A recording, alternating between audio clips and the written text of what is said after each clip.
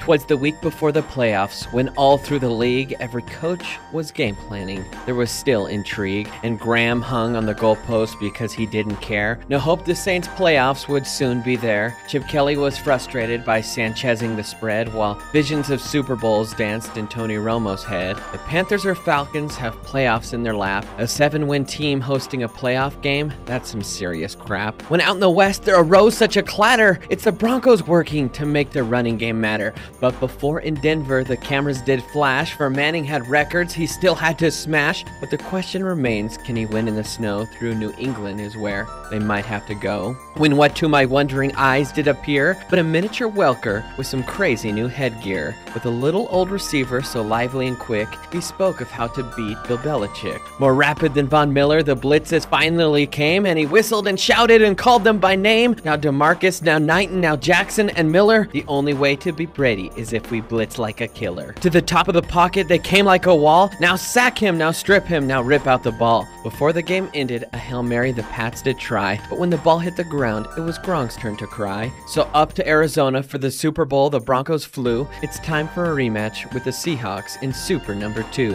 And then, in the twinkling of flashbulbs, there was a kickoff, and the Seahawks were cocky, and at the Broncos they did scoff. As the Seahawks tried to move the ball on the ground, the Broncos instead put the beast in the pound. Then it was Sherman whose mouth began to taste his own foot as the Broncos rose from the ashes and shook off the soot. A bundle of touchdowns from Manning's attack, a defense hailed so mightily, began to crack. His eyes how they twinkled when he won the game. His cheeks were like roses and his forehead the same. Broncos came home to salute the fans and take their bow, and Manning could finally put a Bronco championship cap upon his brow.